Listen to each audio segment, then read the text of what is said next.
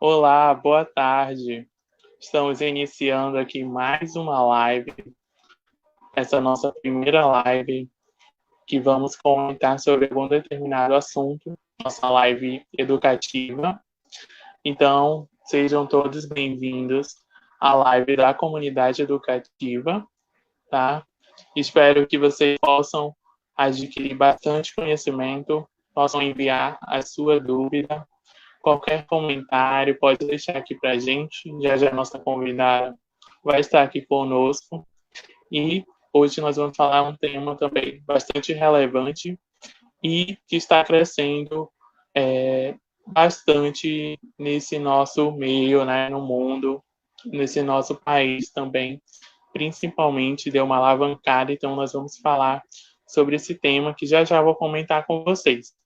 Mas antes de eu comentar, eu vou chamar aqui a nossa convidada, a professora Carla Nunes, tá? Então, vamos lá.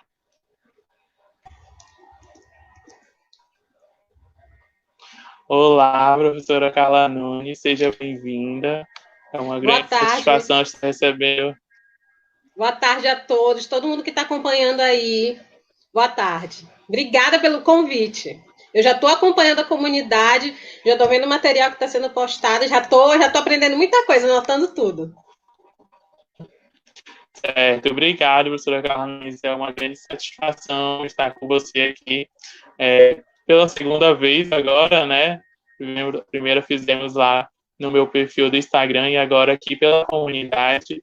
Eu É, fico muito satisfeito em ter você presente aqui na nossa primeira live educativa, que vai vir aí com outros professores também, mas hoje estamos iniciando aqui esse nosso bate-papo com a professora Carla Nunes. sim. Inclusive, que a ideia do quero salientar que a ideia do projeto partiu justamente da disciplina que ela ministrou, na qual eu pude participar. Isso eu deixei bem Foi. claro, a disciplina de tecnologias educacionais, ela que despertou esse interesse, né, em mim, em trabalhar Uhum. pelo meio da educação com a tecnologia. Então, eu fico muito agradecido por todos os seus ensinamentos, tá? Uhum. E hoje eu estou desenvolvendo esse projeto porque você também fez parte. Foi. Eu fico extremamente feliz porque a função da disciplina é justamente essa, dar frutos.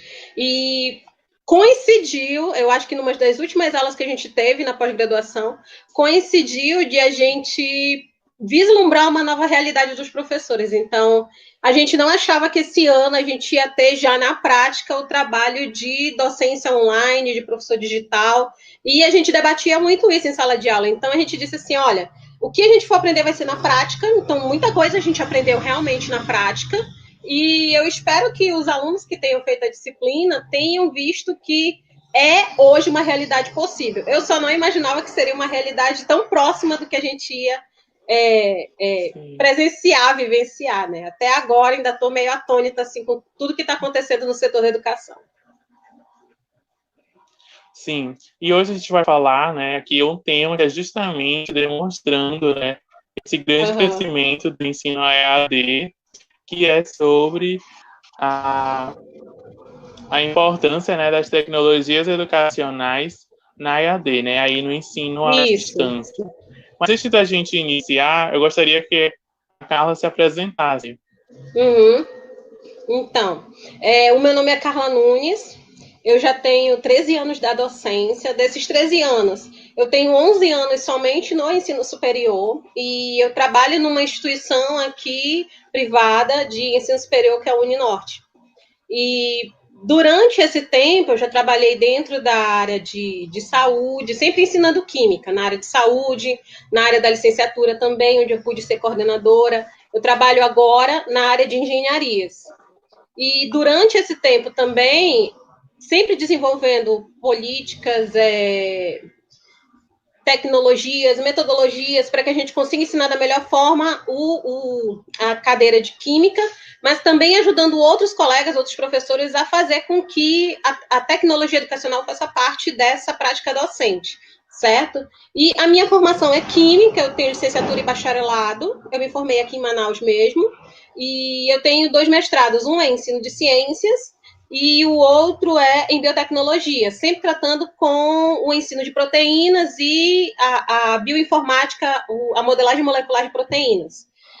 Nesse tempo que eu venho trabalhando com isso, a gente percebe desde 2006, a partir de 2006, quando eu comecei a fazer estudos mais aprofundados, eu tenho percebido que o tema de tecnologias educacionais ele vem se desenvolvendo bastante.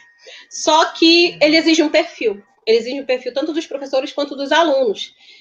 E a gente percebe que nem todo mundo está preparado, a gente não tem recursos humanos também tão preparados e também a gente não consegue ter suporte técnico tão preparado. Imagina, a gente tem o Amazonas como sendo um país, aliás, um estado bem grande, ele não é tão populoso, mas ele é bem grande, e a gente no interior, a gente não tem internet de qualidade. Até em Manaus mesmo, na capital, a gente não tem internet de qualidade em alguns pontos da cidade, principalmente os mais periféricos. Então, no país, a gente está vendo um reflexo disso quando a gente consegue ver a segregação desses alunos em relação ao ensino online, as práticas de frequência nesse ensino online. Nem todo mundo está podendo assistir às aulas, principalmente o pessoal também do ensino médio, da educação básica, do ensino fundamental, a gente percebe essa dificuldade. Então, é uma alfabetização digital que a gente não teve? É algum tipo de recurso que falta?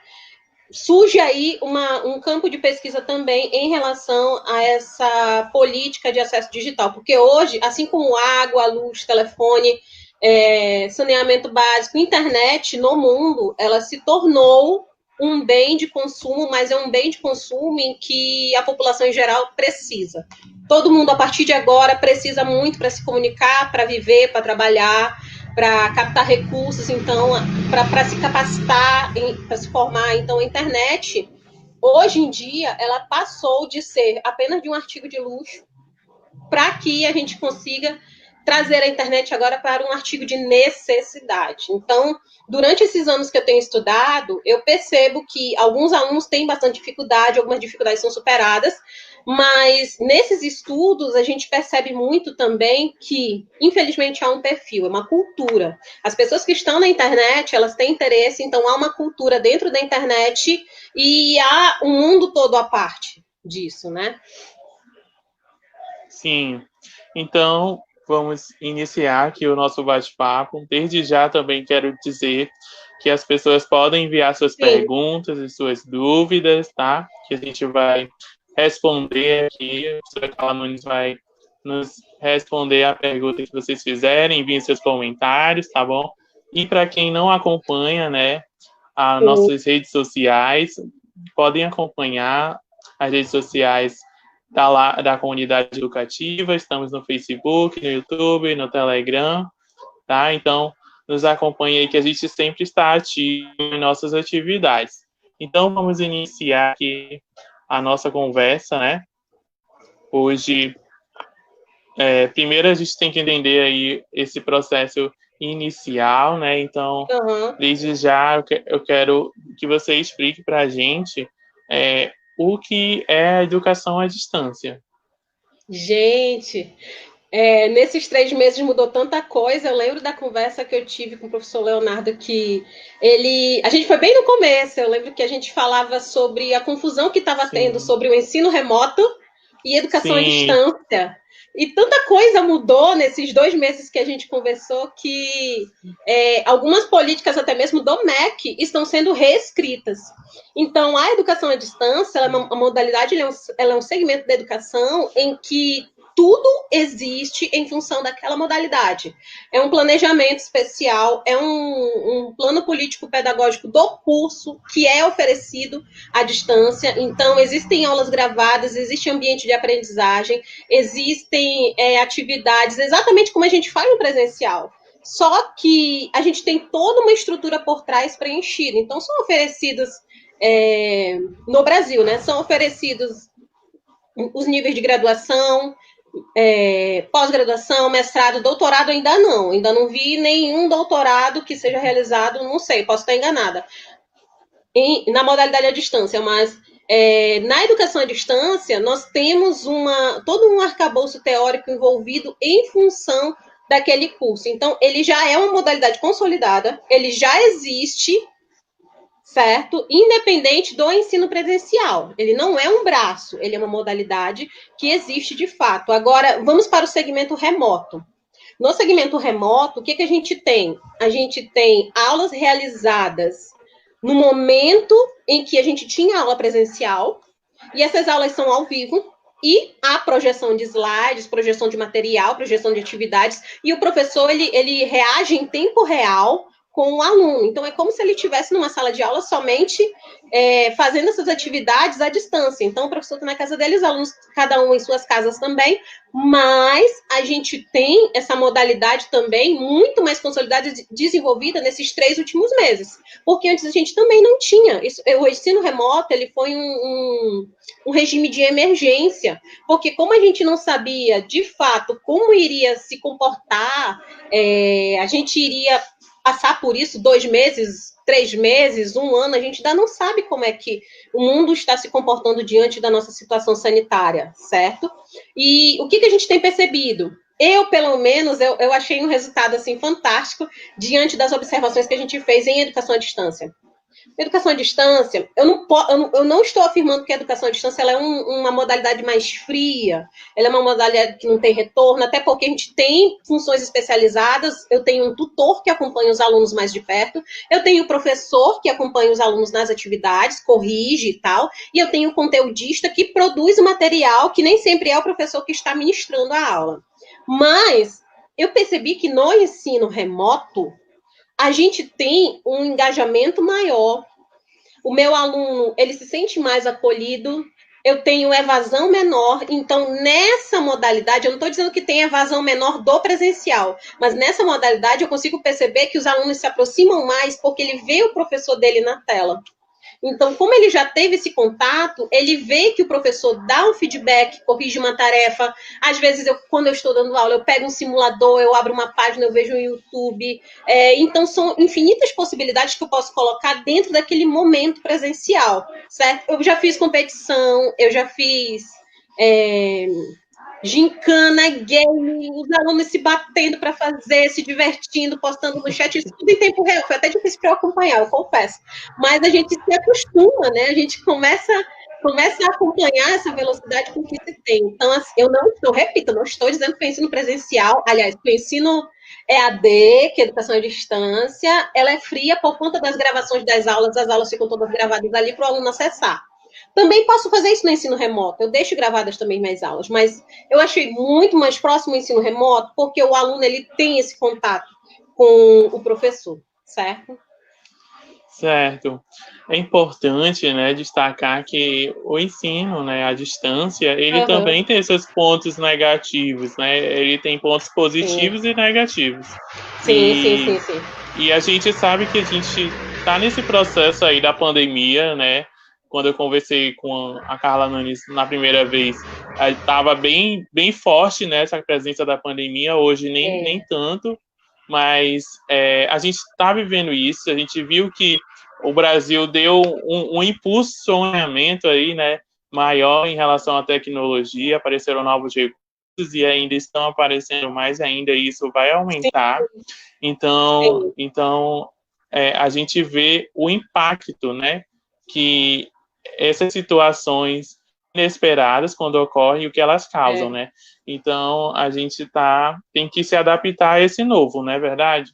Sim, exatamente. Olha só, né? Como é inesperado, como foi tudo realmente inesperado. A gente não imaginava que iria realizar tanta coisa no online. O presencial, ele meio que ficou em stand-by, e isso não foi diferente no setor da educação. Muitas ferramentas surgiram, evoluíram, melhoraram bastante de qualidade, até porque a competitividade entre essas ferramentas de educação, ela aumentou bastante. A gente pode ver os exemplos das ferramentas de streaming.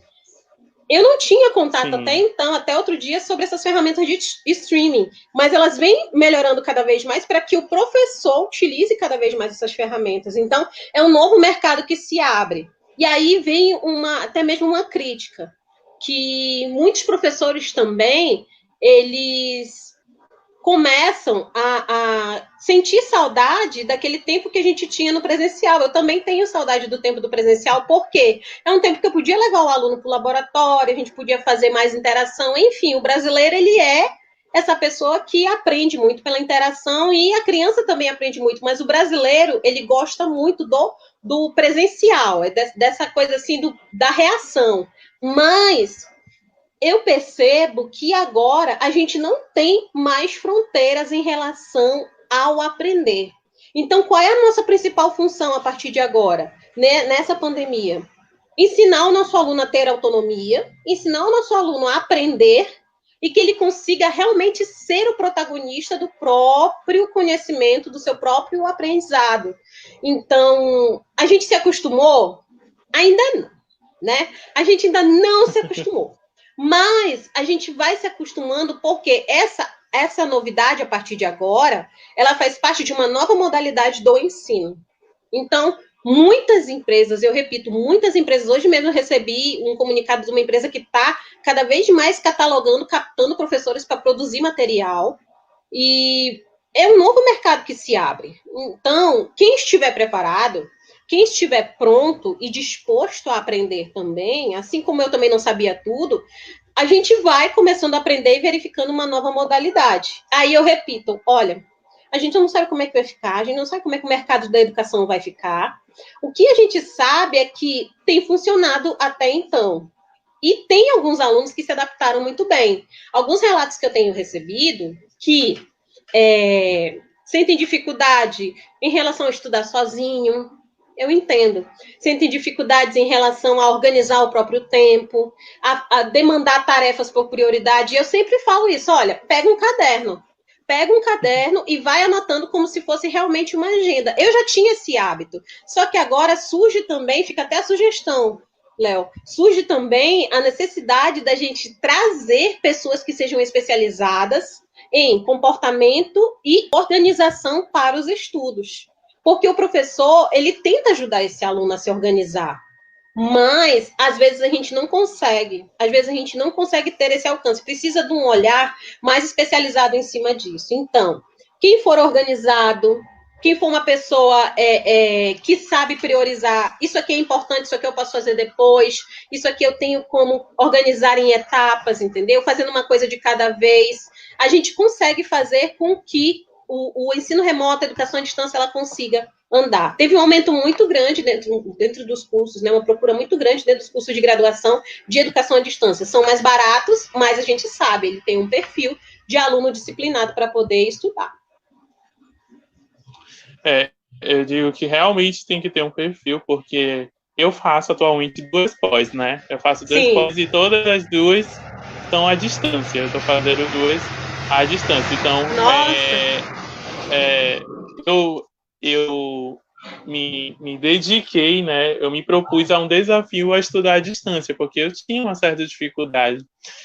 Mas está sendo muito relevante para mim, porque a gente começa a despertar a nossa habilidade com a organização, vai despertando outras coisas que a gente tinha dentro de nós, né? Estava ali parado, né? Você não sabia, e você começa a desenvolver. Então, estude à distância, se dê a oportunidade de fazer um curso online, algo bem básico, né? Para você sentir como é que funciona. Exatamente. Certo. E eu digo, é um perfil, mas assim, não é algo impossível, gente. A gente sabe que o aluno, ele consegue, se ele tiver um pouquinho de disciplina, comprometimento, e que no fundo, isso tudo é para você mesmo, né? A gente sabe que no final o profissional vai sair muito bem formado em relação a todas essas adversidades. Certo. Já que a gente estava discutindo sobre a EAD, agora eu queria saber o que são as tecnologias educacionais. Exatamente.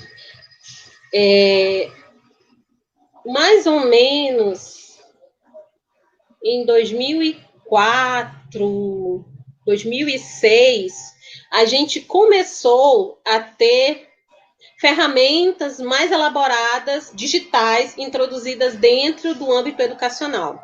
Por que surgiu essa necessidade?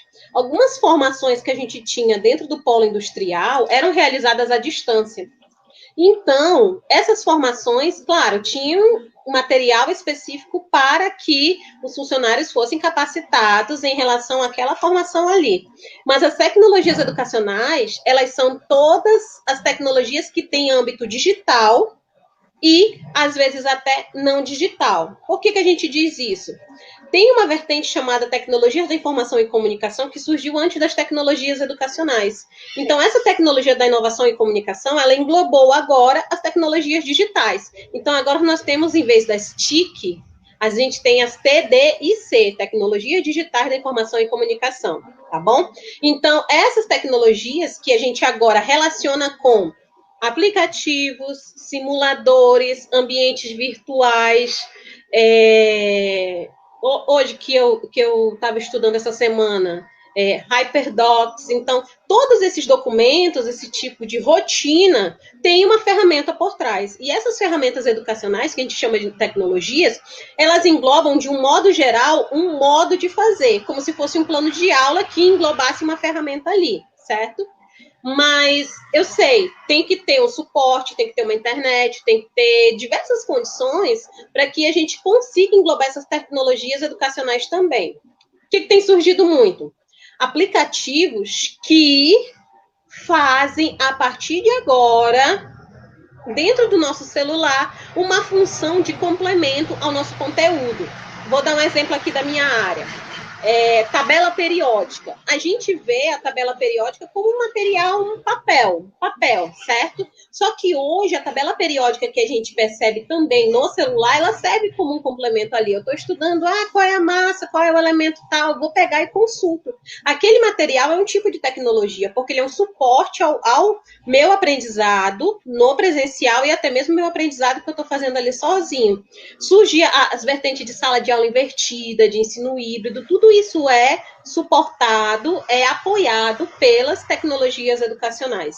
E essas tecnologias, elas vão de games até as tecnologias de consulta, passando aí pelas tecnologias de simulação. Tudo que eu não posso fazer no presencial, eu vou fazendo com essas tecnologias para simular um aprendizado cada vez melhor. Imagina, eu não posso dizer para o aluno, olha, vamos enxergar esse átomo aqui. Eu só enxergo as manifestações do átomo.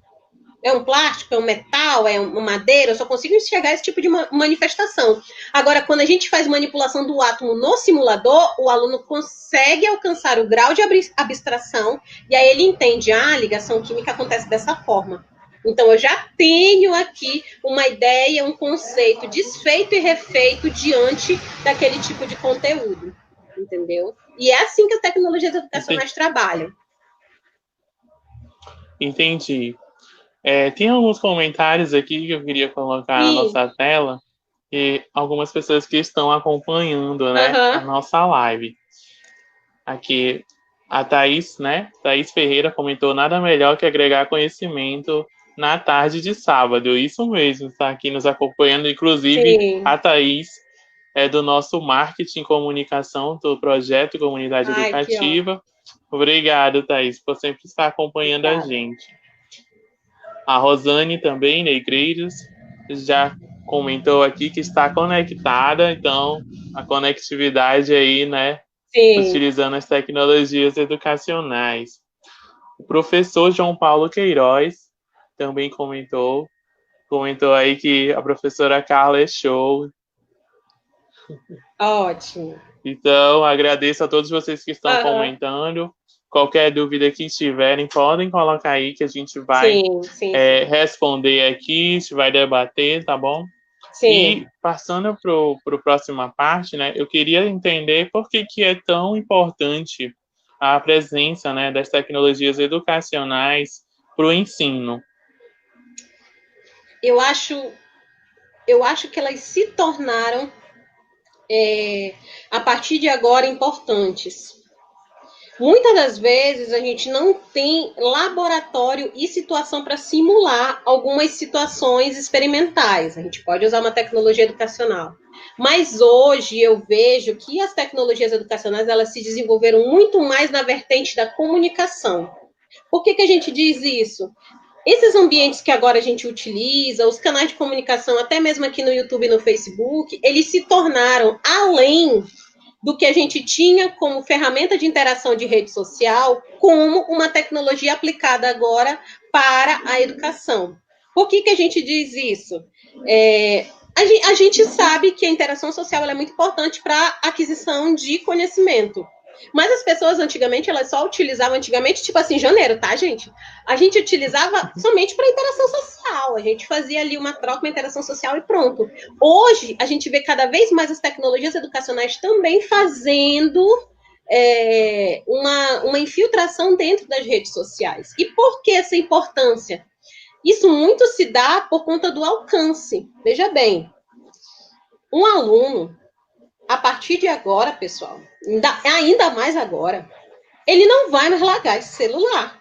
Ele não vai mais. Se antes a gente tinha como principal passatempo do aluno o YouTube, que ele sempre assistia, às vezes ele assistia uma aula complementar da nossa disciplina lá no YouTube, para saber um pouco mais do conhecimento, uma aulinha de 5 minutos que ele fazia uma revisão. Então, hoje em dia, todos esses recursos, ele vai cada vez mais utilizar dentro do contexto educacional. E para o professor, qual é a importância disso? Total. Por quê? Com o advento dessas tecnologias chegando cada vez mais e ainda mais pelas redes sociais, os professores veem aí uma ferramenta capaz de fazer com que haja um maior engajamento, uma maior interação com esses alunos, certo? Então, antes a gente tinha um certo distanciamento. O professor estava para cá dando a aula dele presencial e o aluno assistia a aula presencial e fazia o seu complemento como dava, assistia o YouTube, via infográficos no Instagram, enfim. Hoje isso tudo ampliou. Então, professor, se você estiver assistindo a partir de agora e sendo ainda relutante enquanto a importância dessas tecnologias educacionais, isso agora caiu por terra, isso é totalmente sem sentido, porque todas essas tecnologias, elas estimulam o aluno cada vez mais a acessar. Eu não estou dizendo que elas estimulam o aluno a aprender, porque o aprendizado é outro processo. Mas esse estímulo que está sendo aí bombardeado em cima dos alunos reflete diretamente na aquisição do conhecimento. Não é todo aluno que tem livro, que tem dinheiro para comprar apostila, mas o aluno, ele tem, às vezes, o WhatsApp, que ele pode ter ali compartilhado um material em PDF, os slides do professor, qualquer tipo de material infográfico que ele vê no Instagram. Então, esse material é que se torna agora disponível de modo digital, certo? O que a gente vê surgindo também nos meios digitais? Muitos perfis que antes a gente não tinha, agora a gente percebe cada vez mais os perfis de professores. Então, os professores, eles veem agora nas tecnologias digitais um novo canal para fazer com que o conteúdo seja escoado. Eu mesmo tenho presenciado essa semana de alguns projetos que eu estou investigando sobre pré-vestibular. Então, o Enem, o vestibular, em algum momento ele vai acontecer, no meio digital ou não sei como é que vai rolar. Mas a gente vai perceber que o aluno também vai precisar de suporte. E aí, vai ter professor que já trabalha com isso, claro, mas vai ter professor dando aulas de Enem, com conteúdo do Enem, com conteúdo do pré-vestibular, por esses canais também. Então, assim, eu vejo as tecnologias digitais, inclusive das redes sociais, um braço à parte aí, eu vejo como ferramentas importantíssimas para que a gente consiga agora um alcance cada vez maior na educação. Vai melhorar, isso só a longo prazo a gente vai conseguir perceber se as tecnologias educacionais elas vão melhorar, mas a gente já tem uma esperança de que, se houver disciplina, se o aluno tiver um contato melhor, se a gente tiver uma dinâmica bem organizada, planejamento de aula mesmo, pessoal, planejamento de conteúdo, planejamento de aula mesmo, a gente vai conseguir bons resultados, entendeu? Entendi. Todo esse processo, né, das tecnologias educacionais também se leva aí para o presencial. É claro que a gente não está ainda presencial, né, não voltou aí as atividades, mas é importante destacar que ela também é importante no ensino presencial. Como é que é lidar com essa situação perante, né, a questões que você falou, que temos que ter aí habilidades, né, para dominar, e a gente sabe que muitos professores não têm esse domínio. Como é que você percebe essa questão dos professores, que existem professores que não querem se adaptar, né, a esse novo? Então, qual é a sua visão? Qual é a sua visão perante a isso? Olha, essa é uma questão assim polêmica. Por quê? Porque eu acho que não é tanto a questão do professor se adaptar ou não. Eu acho que vai também muito daquele processo de vaidade que o professor tem, em que o aluno aprende somente com o professor. Dou um exemplo com um passo atrás.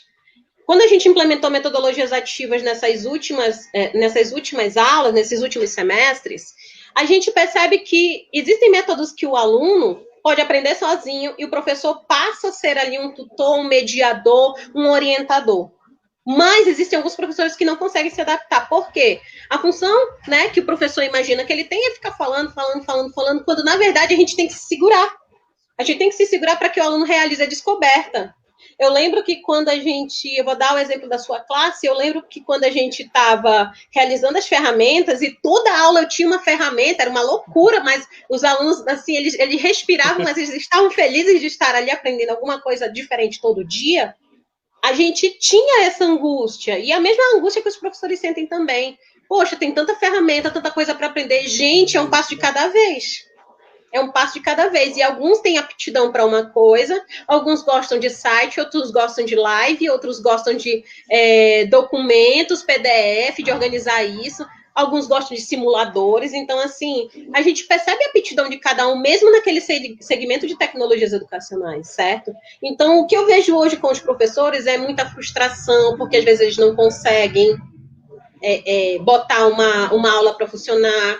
Às vezes eles não conseguem ter toda a desenvoltura que os alunos têm, e aí cai numa situação em que eles têm vergonha de perguntar, como é que faz isso? Eu não tenho vergonha nenhuma. Muitas das coisas que eu tenho visto esse semestre, eu tenho perguntado para os alunos, gente, como é que coloca uma live? Como é que posta isso aqui no Facebook? Eu quero fazer isso daqui, como é que faz? Como é que faz isso aqui? Eles buscam esse material, porque eles têm muito mais agilidade que a gente, certo? Eu sempre dou o exemplo da tabela periódica numa classe minha que eu tinha. Perguntaram a massa do cálcio. Aí eu já estava pronta para responder. Aí eu me segurei, não, eu não posso fazer isso, eu tenho que deixar que ele descubra, porque esse é um dado que ele pode descobrir. Gente, acessem aí a aplicativo Story, e aí vejam algum aplicativo que a gente pode utilizar em sala de aula. Acharam vários aplicativos, fizeram uma curadoria, selecionaram o melhor e disseram qual era a massa do cálcio. E disseram, professor, a partir de agora a gente vai usar esse aplicativo. Esse aplicativo é bacana para todo mundo ter. Aí mandaram o link no grupo e disseram, pessoal, todo mundo baixa isso aqui. Eu não decidi nada. Eles decidiram pela melhor ferramenta para que eles conseguissem desenvolver a aula de tabela periódica. Então, isso para um professor mais antigo, da velha guarda, assim, que eu estou dizendo não é de idade, mas da velha guarda, assim, do pensamento mais quadrado, seria uma ofensa, porque o aluno está buscando um recurso que não saiu do professor. Mas, gente, quem é professor aqui que está assistindo a gente nesse momento? Se liberte, porque essa geração é a geração da inspiração. Nós já estamos chegando, já passamos da educação 4.0, que quando surgiram essas tecnologias e metodologias, a gente está na educação 5.0. A educação 5.0 é a educação da inspiração. Então, eu inspiro meu aluno a ser melhor, a ter ambição, a ser alguém mais esperto, mais perspicaz dentro da profissão dele, da própria profissão. Não estou dizendo para ele fazer computação. Vai fazer computação? Não, meu amor. Você faz química, você vai ser engenheiro químico. O que você pode fazer para melhorar a sua prática ali? Então, é esse tipo de ambição que a gente tem que cultivar dentro das nossas classes. E quando eu cheguei dentro da classe de tecnologias educacionais na pós-graduação de docência, eu tinha uma turma que já tinha um histórico de muito conteúdo. Muito bem. Então, na classe de tecnologias, a gente vai trabalhar exclusivamente esses conteúdos para que eles se tornem digitais e alcancem o máximo de pessoas possível. E é para isso que a tecnologia educacional ela serve, para que a gente se liberte de paredes, para que a gente consiga fazer com que o nosso alcance seja cada vez maior e melhor, e que a gente consiga motivar, inspirar, instigar cada vez mais professores a seguirem também esse rumo, entendeu? Por isso que eu acho esse projeto Comunidade Educativa extremamente inovador e maravilhoso, porque ele não se restringe a apenas uma área, mas ele tem uma finalidade. Ele vai fazer com que haja um novo olhar, a gente visite com um novo olhar as profissões e veja que o mundo digital, ele está aí para todo mundo. Ele está na palma da mão do celular. Quem me garante? O aluno, ele está fazendo uma atividade, ele está consultando a internet. Eu vou proibir celular na minha aula? Não vou. É isso que a gente tem que se acostumar, é isso que o professor ainda não entendeu. Ele vai se frustrar, ele vai ficar triste, ele vai dizer, eu não quero mais isso, só que não existe mais, eu não quero mais isso. A gente já está no meio desse furacão. Então, a gente não tem mais como dar um passo para trás e dizer, o ensino presencial vai voltar a ser o que era antes. Não vai. Não vai. Exatamente. Entendeu? Realmente, o ensino presencial, ele não será mais o mesmo, né? A gente vê que está mudando, né, esses regulamentos e está sendo acrescentada essa questão do ensino EAD, né, no currículo, né, então a gente está vendo de fato isso acontecer, então acredito que quando a gente voltar às instituições, a gente vai perceber essa diferença aí. E também vai ser um choque, né, para quem não está acompanhando, né, esse processo, porque a gente viveu aí nesse momento de quarentena, foi um momento de adaptabilidade, né, um momento de adaptação, onde a gente teve que ficar na nossa casa, até mesmo empresas, né, passaram a ser home office, e aí elas querem continuar sendo, né, devido a toda essa mudança, né, porque viram que é melhor. Então, a gente vê como esse fator, ele trouxe pontos negativos, mas ele também trouxe pontos positivos. Já, a Carla Nunes vai dar aí 5 dicas, né, para a gente organizar os nossos estudos. Antes, eu ia fazer uma outra pergunta, que sobre uma perguntinha aqui que você comentando. A gente sabe que existem muitas ferramentas, né? Ferramentas que nos ajudam aí a organizar nossos estudos. Eu queria que você informasse aí alguma ferramenta que você acha super interessante, que os alunos possam organizar, possam trabalhar. Sim. Acho que digo dos aplicativos. Sim. Há umas 2 semanas eu fiz uma live com a professora Andresa, ela tem um projeto chamado Depois da Aula, que está até no Instagram também, e a gente fez um bate-papo sobre a ferramenta Trello.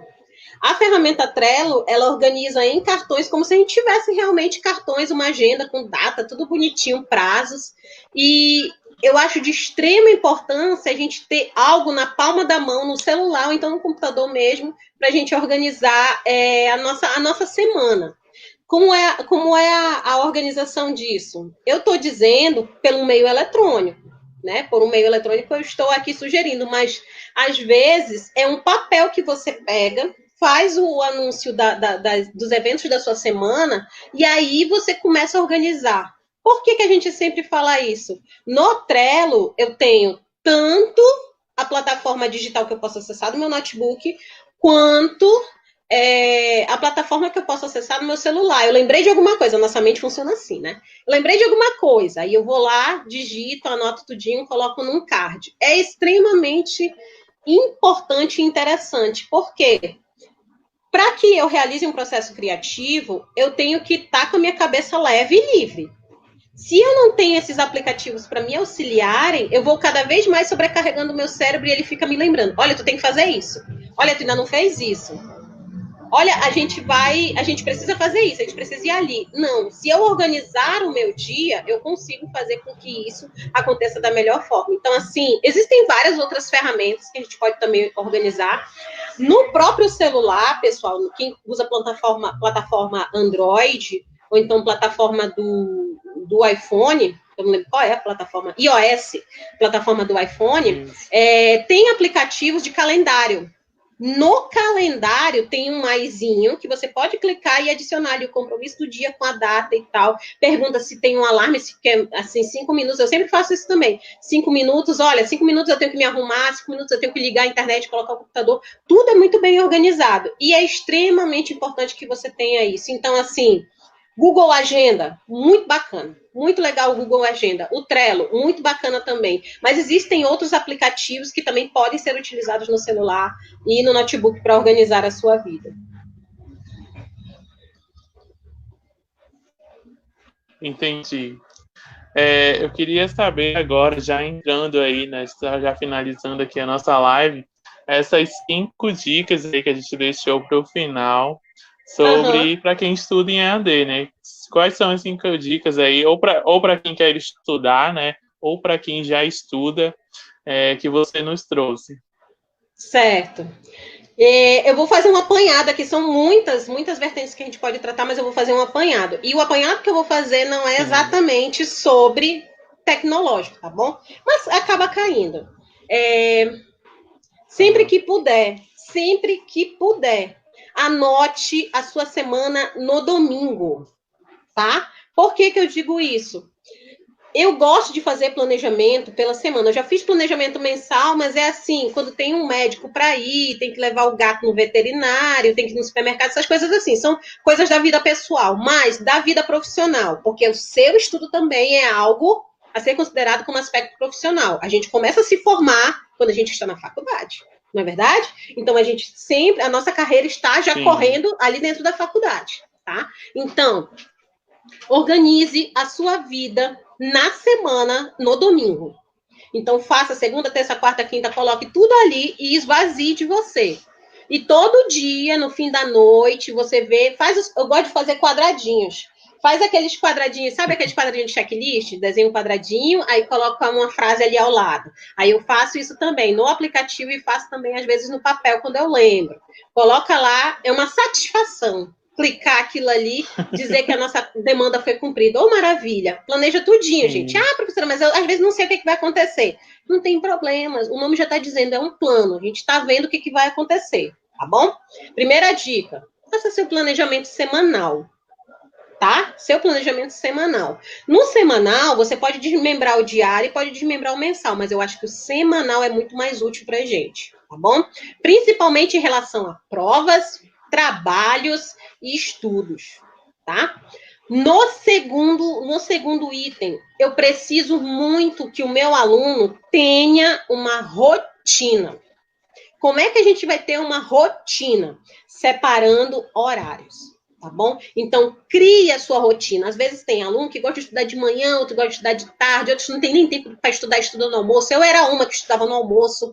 Então, assim, crie uma rotina onde você tem um desenvolvimento, um rendimento maior. Tem aluno que gosta de estudar de madrugada. Eu já fui, quando eu fiquei mais idosa, né? Quando eu comecei a fazer mestrado e tal, aí já passei da graduação, aí eu já vi, eu não vou render estudando no almoço, eu não consigo, né? Eu já tinha uma certa idade, eu digo, então eu vou começar a estudar de madrugada. Era isso que eu fazia, só que eu não estudava de madrugada, depois do expediente, estudar. Não, eu dormia, quando era umas 4 da manhã eu acordava, estava fazendo mestrado mesmo, acordava 4 da manhã e começava a estudar, entendeu? Então isso é um ritmo que só você pode descobrir como é que vai ser o melhor rendimento para aquela disciplina, tá certo?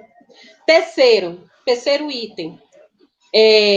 Existem aplicativos para isso, que só organizam a sua vida em relação aos documentos que você recebe. O grupo do Zap é uma zorra. Todo mundo posta as coisas e posta os comentários, e daqui a pouco tu não entende o que está lá dentro.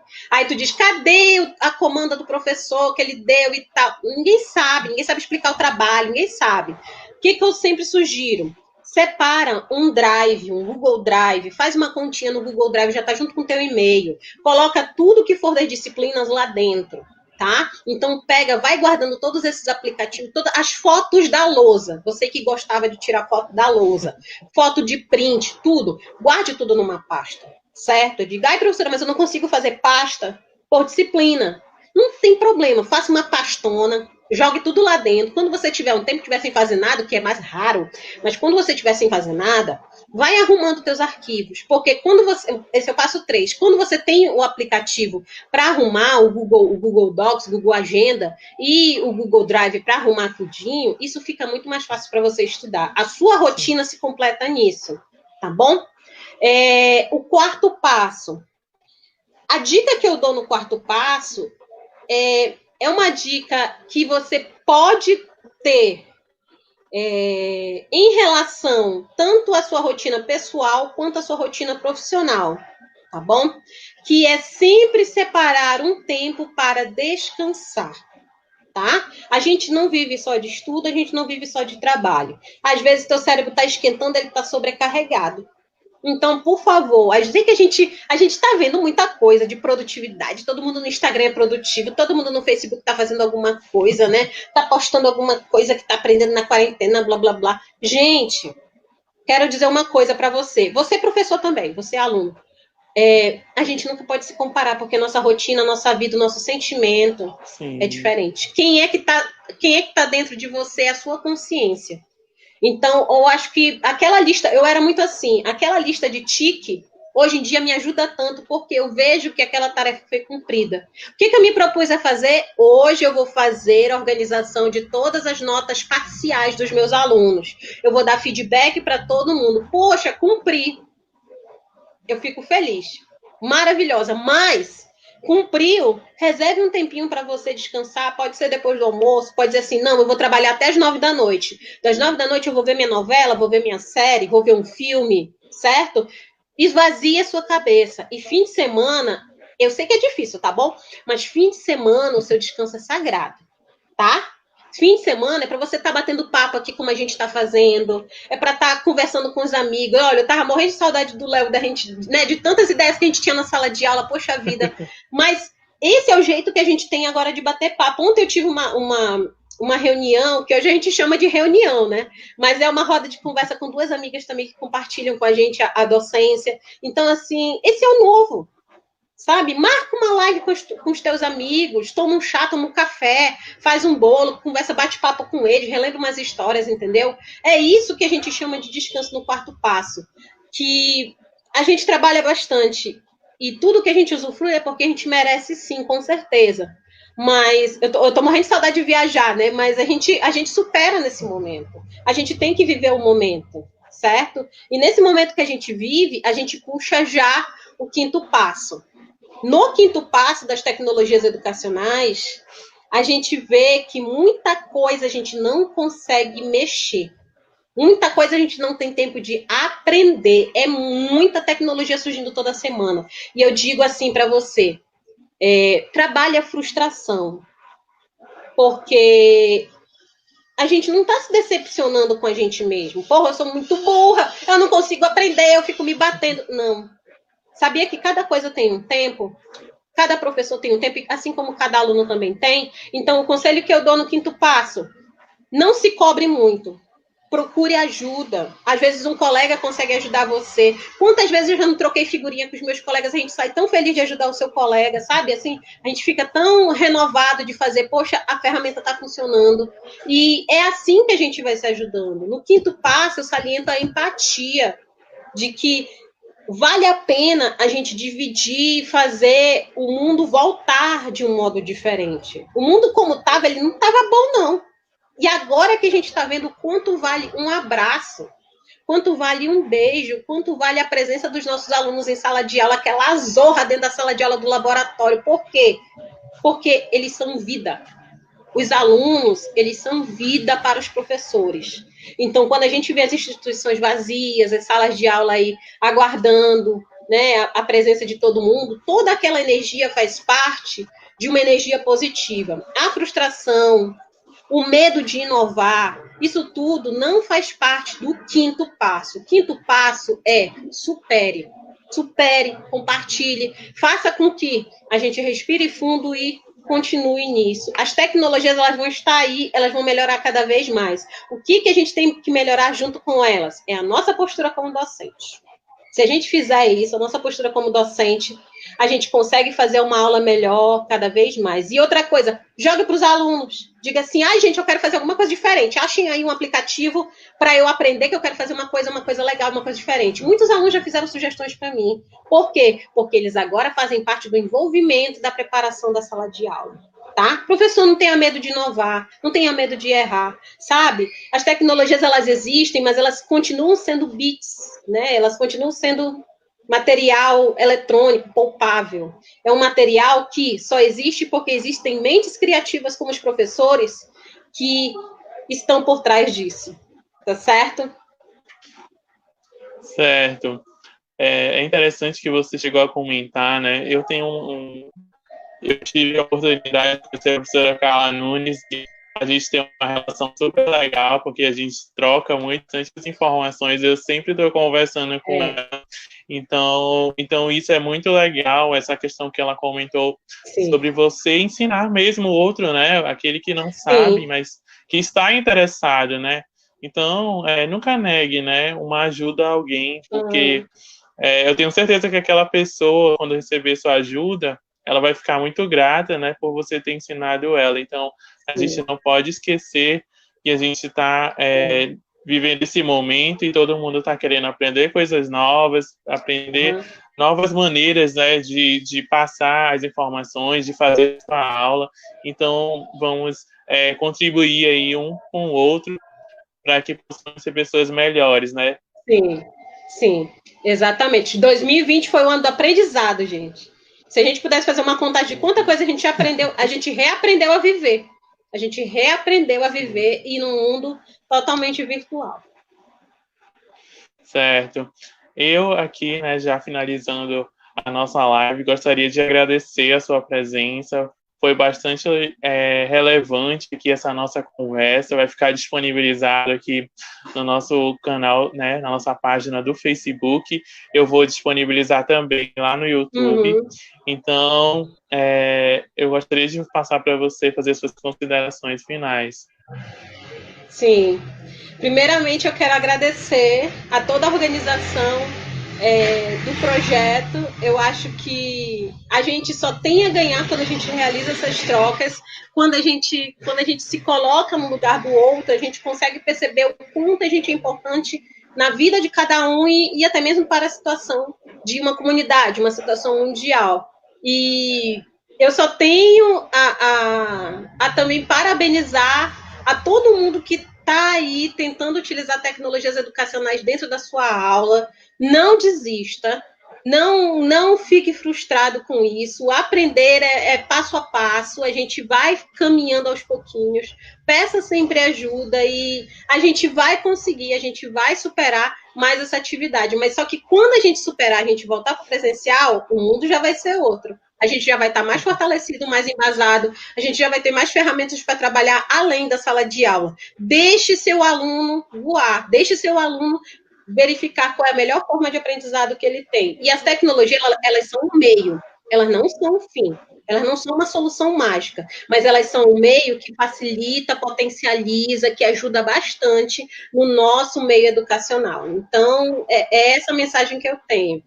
Querem utilizar tecnologias? Pesquisem, vejam, planejem, façam que tudo aconteça do modo mais suave possível, porque os alunos, eles gostam disso, eles esperam disso, eles também querem fazer parte desse processo de aprendizagem, certo? Obrigada a todo mundo da equipe, da comunidade educativa, foi uma iniciativa maravilhosa aqui de participar com vocês, eu acho que o projeto tem tudo para dar certo.